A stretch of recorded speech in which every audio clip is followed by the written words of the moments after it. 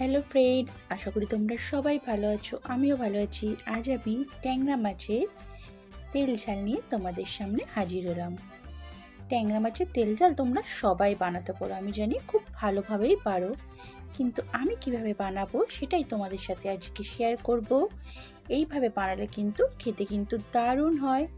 গরম ভাত, রুটি বা পরোটার সাথে ভালো লাগবে না, ভাত রুটির সাথেই খেতে কিন্তু দারুণ লাগবে। তাহলে চলো কিভাবে আজকে করছি সেটাই তোমাদের সাথে আজকে আমি শেয়ার করব। দেখো, এখানে আমি দুটো বড় সাইজের বেগুন এরমভাবে চৌকো চৌকো করে কেটে নিয়েছি। আর এখানে ট্যাংরা মাছ করার জন্য আমি কিছুটা পরিমাণে পেঁয়াজ কুচি করে নিয়েছি, রসুন ছাড়িয়ে নিয়েছি, কটা কাঁচা লঙ্কা নিয়েছি ও একটা টমেটো নিয়ে নিয়েছি, যা আমি ট্যাংরা মাছে দেব।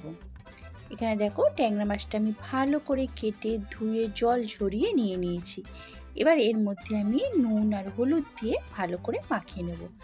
আজকে কিন্তু আমরা কর্তা গিন্নি মিলে কিন্তু আজকে ট্যাংরা মাছের তেল ঝালটা করেছি, দেখেছো তো? তোমাদের দাদাভাই কিন্তু ট্যাংরা মাছের হলুদটা কিন্তু মাখিয়ে দিল। এবার দেখো, তেলটা গরম হয়ে গেছে। এবার এর মধ্যে ট্যাংরা মাছগুলো কিন্তু ছেড়ে দেবো। তার আগে আমি একটুখানি বেগুনটায় দেখো নুন আর হলুদ আর চিনি কিন্তু মাখিয়ে নেব। বেগুন ভাজার আগে যদি একটু নুন হলুদ আর চিনি মাখিয়ে রাখা হয় না, তাহলে বেগুনটা কিন্তু ভাজাটা খুব ভালোভাবে হয় আর বেগুনের টেস্টটাও কিন্তু দারুণ আসে। দেখো, বেগুনগুলোতে কিন্তু আমি নুন হলুদ মাখিয়ে নিচ্ছি। তোমরা এমনিও কড়াইতে ভাজার সময় দিতে পারো, কিন্তু বেগুন ভাজার আগে না এরকম নুন হলুদ আর চিনি মাখিয়ে রেখে বেগুনটা ভাজবে, দেখবে বেগুন ভাজাটা খুব ভালোভাবে হবে, তাড়াতাড়িও হয়ে যাবে। দেখো, নুন হলুদ মাখানো কিন্তু আমার হয়ে গেছে। এই দিকে দেখো তেলটা গরম হয়ে গেছে। তোমার দাদাভাই দেখো ট্যাংরা মাছগুলো কড়াইতে কিন্তু দিয়ে দিচ্ছে।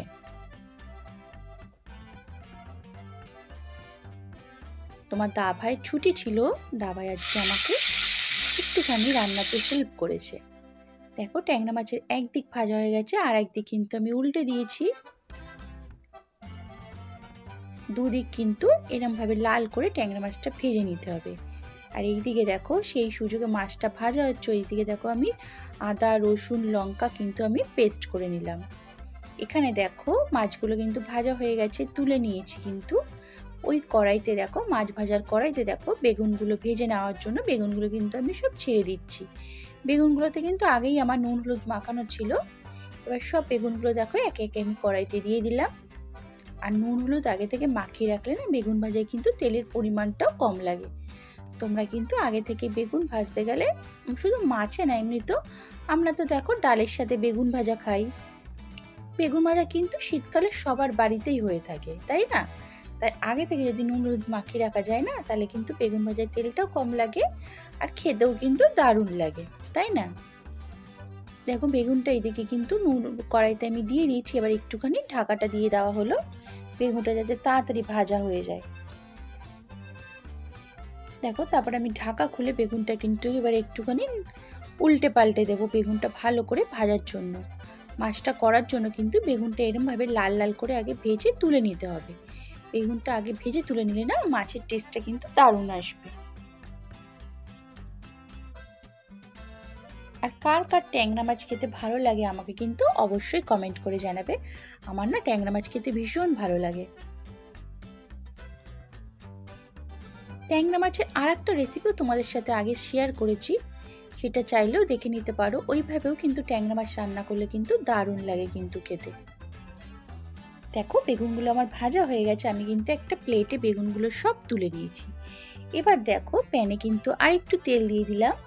এবার মাছটা করবো বলে প্যানে কিন্তু তেল দিয়ে দিলাম। তেলটা গরম হয়ে গেলে আমি কিন্তু কটা শুকনো লঙ্কা কিন্তু মাঝখান দিয়ে কেটে এরমভাবে কিন্তু দেখো দিয়ে দিলাম প্যানে। এবার দেখো, কেটে রাখা সব পেঁয়াজগুলো আমি কিন্তু দিয়ে দিচ্ছি। আস্ত যে কাঁচা লঙ্কা নেওয়া হয়েছিল সেটাও দেখো দিয়ে দিলাম। দিয়ে এবার পেঁয়াজটা কিন্তু একটু ভালো করে ভাজা ভাজা করতে হবে। পেঁয়াজটা একটুখানি খুন্তির সাহায্যে দেখো আমি ছাড়িয়ে দিচ্ছি।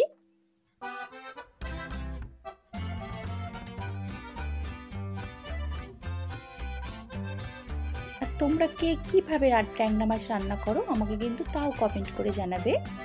দেখো, পেঁয়াজটা একটুখানি ভাজা ভাজা হয়ে গেছে। এবার এখানে দেখো আমি রসুন পেস্টটা দিয়ে দিলাম। বললাম না মাছ ভাজতে ভাজতে আমি কিন্তু এইদিকে রসুন পেস্ট, তারপরে পেঁয়াজ, লঙ্কা, টমেটো সব পেস্ট কিন্তু করে নিয়েছি।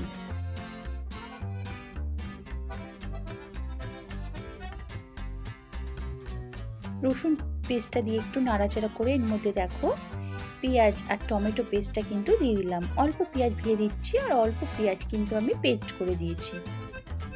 দিয়ে দেখো একটু নাড়াচাড়া করে নেব।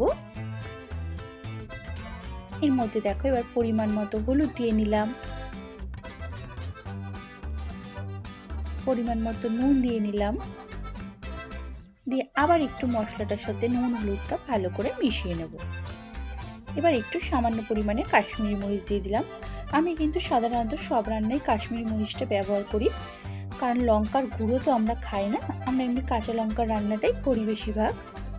তাই একটুখানি কাশ্মীরি মরিচটা দিয়ে দিই, যাতে রান্নার রঙের কালারটা কিন্তু একটু দারুণ আসে, তাই না?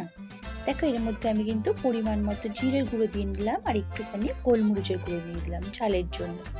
গোলমরিচের গুঁড়োটা কিন্তু শরীরের পক্ষে খাওয়া কিন্তু উপকারী। এবার দেখো ওটা দিয়ে কিন্তু আমি মশলাটার সাথে ভালো করে মিশিয়ে নিলাম। এবার মশলাটা কিন্তু আমাকে কষাতে হবে যতক্ষণ না মশলা থেকে তেল বের হচ্ছে।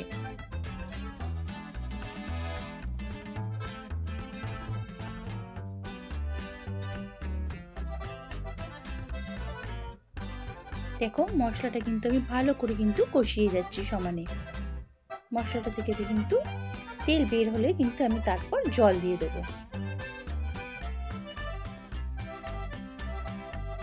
দেখো মশলা থেকে কিন্তু তেল বেরিয়ে গেছে, মশলাটা আমার কষে এসছে। এবার আমি এর মধ্যে পরিমাণ মতো জল দিয়ে দিলাম, দিয়ে ভালো করে মশলার সাথে জলটা মিশিয়ে নিলাম।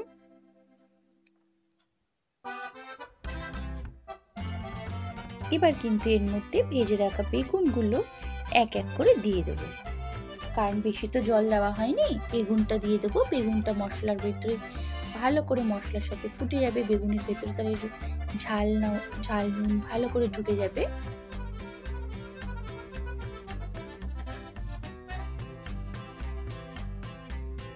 বেগুনটা যদি এভাবে ভেজে দাও না, তাহলে কিন্তু বেগুনটা আস্তে আস্তেও থাকবে আর খেতে কিন্তু ভালোও লাগবে।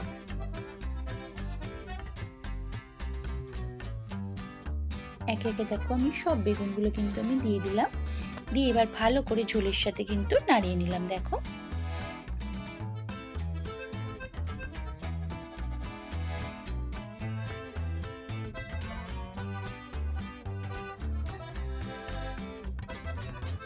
এবার দেখো ঝোলটা একটু যখন ফুটে আসলো, তখন আমি ভেজে রাখা ট্যাংরা মাছগুলো সব এর মধ্যে একে একে দিয়ে দেবো, কারণ ট্যাংরা মাছটা দিয়েও তো ঝোলটা একটু ফোটাতে হবে, তাই না? কারণ নাহলে ট্যাংরা মাছের ভেতরেও ঝোলটা ঢুকবে না। দেখো ট্যাংরা মাছটা দিয়ে কিন্তু আমি ভালো করে একটু নাড়িয়ে নিচ্ছি।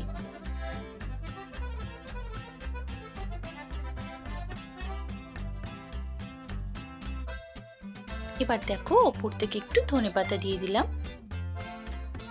ট্যাংরা মাছের এরকম ঝালে যদি ধনেপাতা দেওয়া হয় না, তাহলে কিন্তু টেস্টটা দারুণ আসে। আবার ধনেপাতাটা যারা পছন্দ করো না তারা না দিতেও পারো, কোনো প্রবলেম নেই, কিন্তু ধনেপাতা দিলে খেতে কিন্তু ভালো লাগবে। দেখো ধনেপাতা দিয়ে আমি একটুখানি নাড়াচাড়া করে নিচ্ছি। এবার একটুখানি ফুটে আসলে কিন্তু নামিয়ে দিতে হবে। ধনেপাতাটা দিয়ে না গ্যাসের ফ্লেমটা একটু লো করে একটু ঢেকে দিতে হবে, খুব জোরে দিতে লাগবে না, একটু লো করে ঢেকে দিতে হবে, তাহলে যাতে পুরো মাছগুলো আর বেগুনগুলোর মধ্যে রসটা ভালো করে ঢুকে যায়। আমার এটা কিন্তু ফুটে এসছে, দেখেছো? এবার কিন্তু আমি এটা নামিয়ে ফেললাম। তাহলে বন্ধুরা কেমন লাগলো আজকের এই রেসিপিটা অবশ্যই আমাকে কমেন্ট করে জানাবে, আর ভালো লাগলে একটু লাইক ও শেয়ার করে দেবে। আর যারা আমার চ্যানেলটাকে এখনো সাবস্ক্রাইব করোনি, অবশ্যই একটু সাবস্ক্রাইব করে তোমাদের পাশে তোমাদের বন্ধু করে নিও।